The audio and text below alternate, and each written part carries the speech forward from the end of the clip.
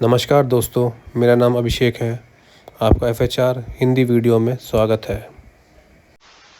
आज हम लोग ARDB बैंक्स के लिए FHR कैसे भरना है उसकी प्रक्रिया को जानेंगे। जैसे कि कॉप्स इंडिया पोर्टल में आप सब लोगों ने ऑनबोर्डिंग कर लिया होगा, तो आप सभी लोगों को उसके लिए अपना यूज़र नेम और पासवर्ड मिला होगा। कॉप्स इंडिया पोर्टल के URL में आपको अपना यूज़र नेम पासवर्ड डालना है और लॉगिन करना है। लॉगिन करने के बाद जब आप FHR पे क्लिक करेंगे तो आपको एक FHR फॉर्म दिखाई देगा। FHR एक फर्स्ट हैंड रिपोर्ट है, जिसे हम सेल्फ एस्टीमेट रिपोर्ट भी बोलते हैं, अर्थात स्वयं अनुमानित रिपोर्ट। इस रिपोर्ट में आपको 10 चरणों में, यानी कि 10 स्टेजेस में, आप देख सकते हैं सामने स्क्रीन में दिख रही हैं, 1 से लेकर 10 तक यहाँ पे स्टेजेस हैं, जिसमें हमको अपने बैंक के बारे में बेसिक डिटेल्स भरनी होती हैं। सबसे पहले फॉर्म नंबर 1 बेसिक डिटेल। इसमें हमें क्या करना है, हमारा जो SCARDB HO है उस बैंक का नाम सबसे पहले हमें भरना है फर्स्ट कॉलम में। सेकंड कॉलम में टाइप ऑफ ऑफिस। आप जब इसमें क्लिक करेंगे एरो डाउन बटन में तो आपको अलग अलग ऑप्शन दिखाई देंगे। तो आपका ये HO है, ब्रांच है, रीजनल ऑफिस है, डिस्ट्रिक्ट ऑफिस है, जोनल है। तो अभी हम HO के लिए भर रहे हैं तो हम HO इसमें सेलेक्ट करेंगे। उसके बाद अगला प्रश्न आप देखेंगे जिसमें पूछा गया कि हाउ मैनी RO, यानी कि regional office, ZO, zonal office या कॉर्पोरेट ऑफिस, या आपका DO function under head office है। तो अभी जितने भी आपके वहाँ पे हैं उस हिसाब से आपको यहाँ पे ऑप्शन भरना है। नंबर ऑफ SCRDB ब्रांचेस कितनी हैं आपके HO के अंदर, वो आपको यहाँ पे भरनी है। उसके बाद आता है हमारा स्ट्रक्चर ऑफ द ARDB। आपके ARDB का स्ट्रक्चर क्या है, ये 3 प्रकार में जनरली पाया है, जैसे कि यूनिटरी है या फेडरल है या मिक्स्ड कल्चर है। जिस टाइप का भी आपका स्ट्रक्चर है आपको वो सिलेक्ट करना है। इसके बाद आपके पास यदि कोई नंबर ऑफ पकआर्ट्स यानी कि PCRDBs रिपोर्ट करता है SCRDBs को डायरेक्टली, तो अगर है तो आपको वहाँ संख्या भरनी है, अदरवाइज 0 रख सकते हैं। आपको अपना SCRDB का registration number, registration date, PAN card number, GST number, उसके बाद NCD ID अगर कोई है तो वो भरनी है, यस या नो है। यस अगर वो है तो NCD ID डालेंगे, नहीं है तो नहीं डालेंगे, नो सेलेक्ट कर लेंगे। डेट ऑफ DLMC आपके यहाँ पे कब हुई थी वो रखेंगे। डेट ऑफ SLMC क्या है, जो RCL अप्रूवल का था वो यहाँ पे डालेंगे। Date of sanction by MOC क्या थी वो यहाँ पे भरेंगे। एड्रेस ऑफ आपका HO का एड्रेस क्या है वो आप यहाँ पे भरेंगे। डिस्ट्रिक्ट कौन सा है, पिन कोड क्या है, और आपकी बिल्डिंग यानी कि वो अपनी ओन बिल्डिंग है या रेंट में है, ये ऑप्शन आपको यहाँ मिल जाएंगे। यहाँ से आप उसको फिलअप कर सकते हैं, जिसको सिलेक्ट करेंगे आपका आ जाएगा। पहले फॉर्म में हमारा ये सब चीज़ें हैं। उसके बाद आप सेव एंड नेक्स्ट ऑप्शन से नेक्स्ट पेज में जा सकते हैं। तो सेव और नेक्स्ट करके आप जैसे नेक्स्ट पेज में पहुँचेंगे तो हमारा नेक्स्ट हमारे पास आ जाएगा मैनेजमेंट एंड डिपार्टमेंटल डिटेल्स। इसमें हमें अपने मैनेजमेंट की डिटेल्स भरनी होती है, जैसे कि हमारे यहाँ प्रेसिडेंट है अगर कोई तो उसका नाम, उसका फ़ोन नंबर, उसका ईमेल आईडी, वाइस प्रेसिडेंट का, MD है कोई, सेक्रेटरी है हमारा, मैनेजर है, वो डिटेल आप वहाँ पे भरेंगे। उसके नीचे आपका डिपार्टमेंटल डिटेल्स यहाँ पे आता है, ऐड ऑप्शन है आपका लेफ्ट साइड में, उसमें क्लिक करने से आपको फॉर्म ऐड हो जाएगी रो। यहाँ पे आप उसका डिपार्टमेंट का नाम, उसका HOD, मेन फंक्शन क्या है डिपार्टमेंट का, मोबाइल नंबर HOD का, ईमेल आईडी HOD की, ये सब भर सकते हैं। आप देख सकते हैं राइट साइड में एक पेंसिल आइकन एडिट के लिए भी है। जो आपने कोई फिगर भरी है, अगर आपको रो डिलीट करनी है या एडिट करनी है तो आप क्लिक करके एडिट कर सकते हैं और फिर से उसको सेव कर सकते हैं। सेम वे में जैसे ही आपका भर जाएगा तो आप अगर प्रीवियस स्टेज में वापस जाना चाहते हैं तो प्रीवियस ऑप्शन भी है, क्लिक करने तो आप बेसिक डिटेल वाले उसमें दोबारा पहुँचेंगे। यदि आपने भर लिया है तो उसको सेव एंड कंटिन्यू करके आप नेक्स्ट अकाउंटिंग प्रैक्टिस वाले ऑप्शन में पहुँचेंगे। अकाउंटिंग प्रैक्टिस के अंदर हमारा जनरली अकाउंट्स, जो आपका यहाँ पे अकाउंटिंग सिस्टम आपके बैंक में अभी चल रहा है उसके हिसाब से आपको यहाँ पे डिटेल्स भरनी है। अकाउंटिंग सिस्टम मेंटेन, पहला आप क्वेश्चन देख सकते हैं यहाँ पे, तो उसमें हमें आंसर्स यहाँ पे ऑप्शन दे रखे हैं, सिंगल एंट्री सिस्टम है आपका, ये डबल एंट्री है। तो आपका अगर जो भी है आपको उसको सिलेक्ट करना है। उसके बाद हमसे पूछा गया है list of accounting record ledgers maintain.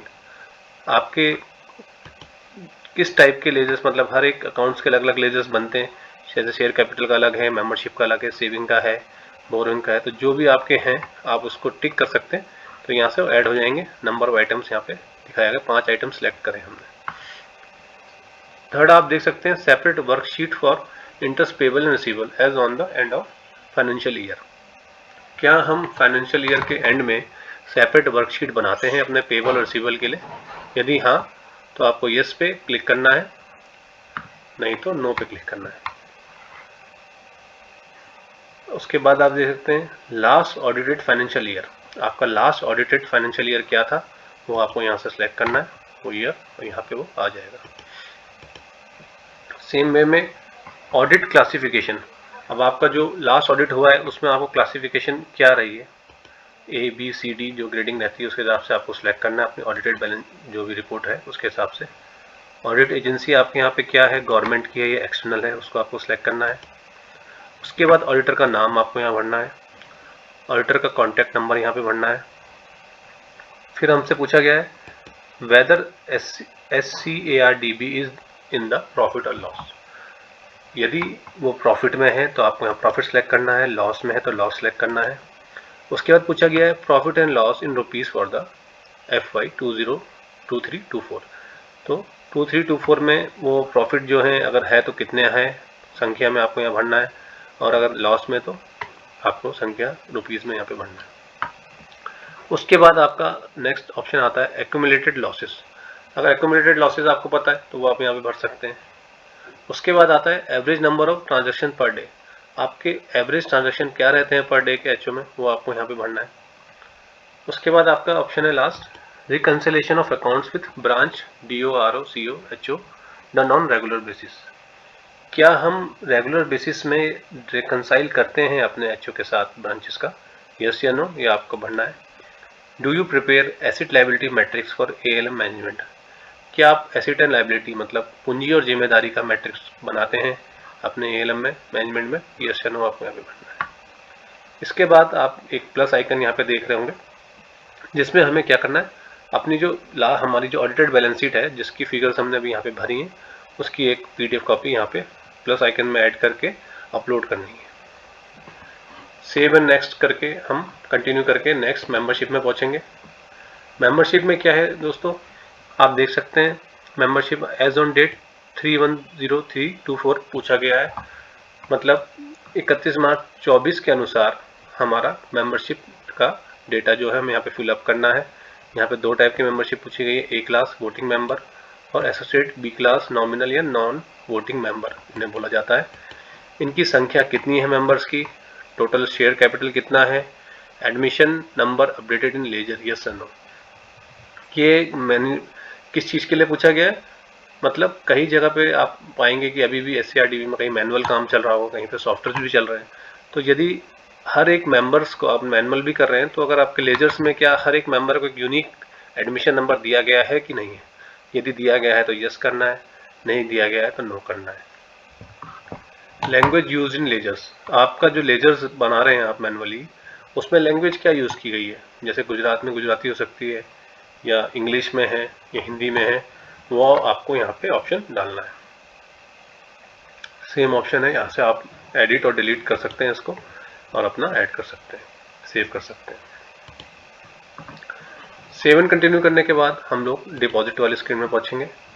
Deposit screen में क्या है दोस्तों, 31 मार्च 23 आपका जो है 31 मार्च 2023-2024 31 मार्च 24 में हमें अपना जो भी डिपॉजिट है हमारे HO के पास प्रोडक्ट वाइज हमें यहाँ पे डिटेल भरनी होती है। जैसे आप सबसे पहले देख रहे होंगे सेविंग डिपॉजिट में यहाँ पे ऐड किया हुआ है।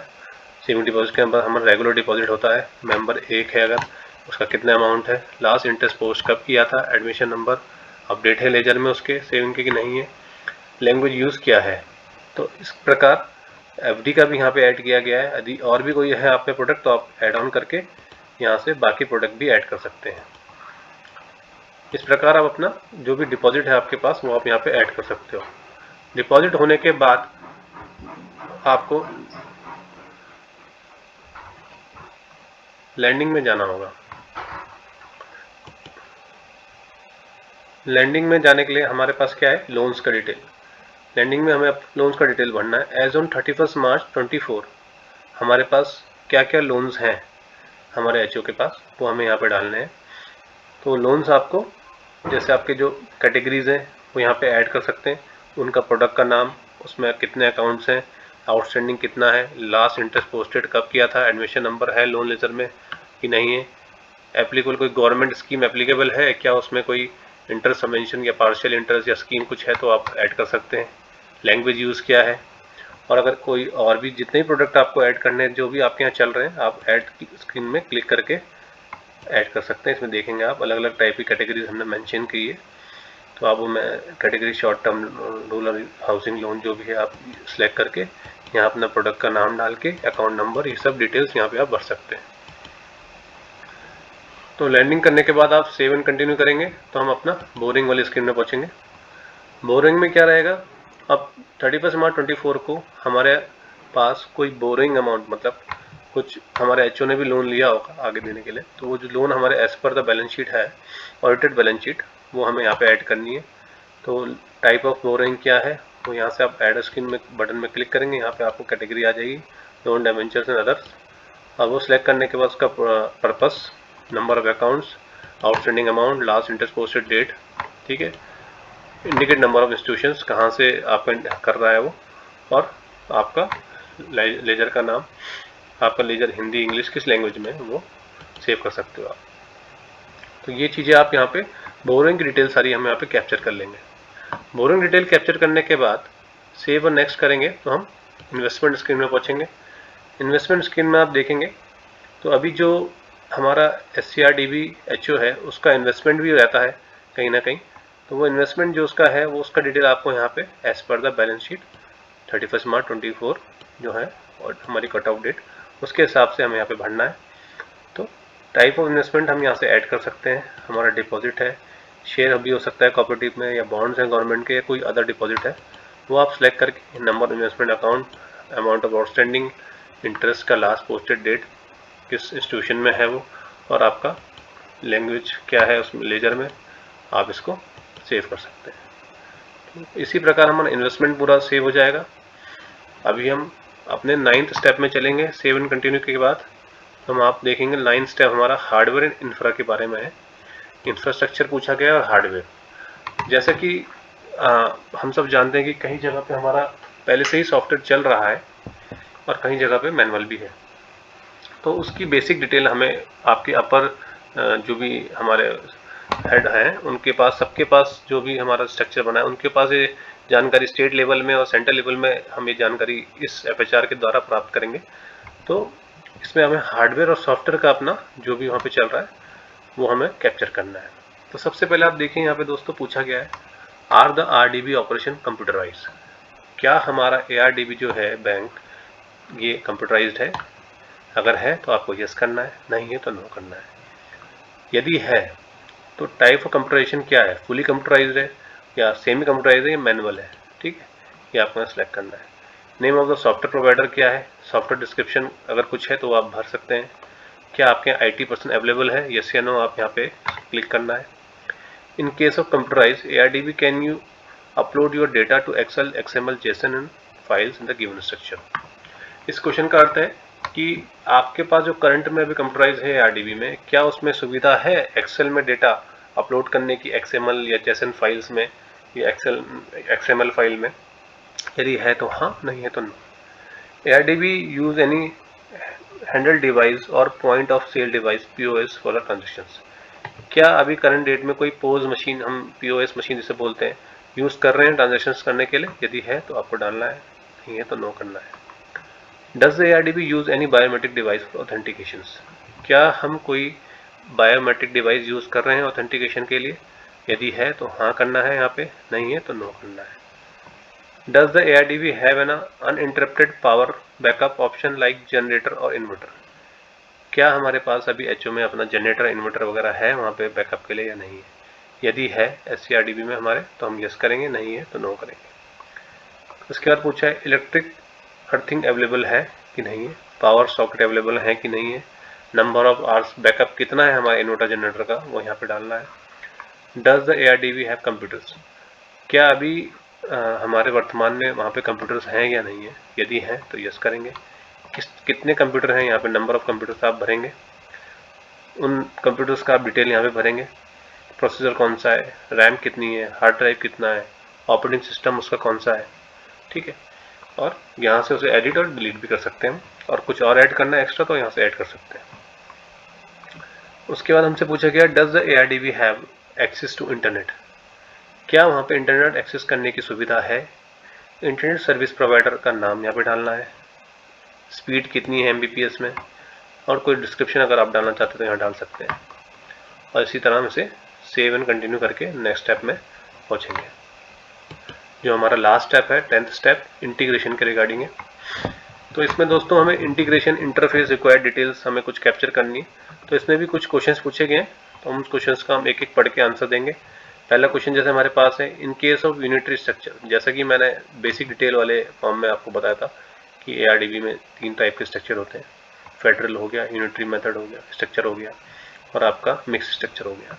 तो अभी हमें यूनिटरी स्ट्रक्चर जहाँ पे होगा उसके लिए मेनली क्वेश्चन है कि integration required between HO and zonal regional branches और SCRB, क्या इंटीग्रेशन की जरूरत है इसमें, यस या नो करना है आपको।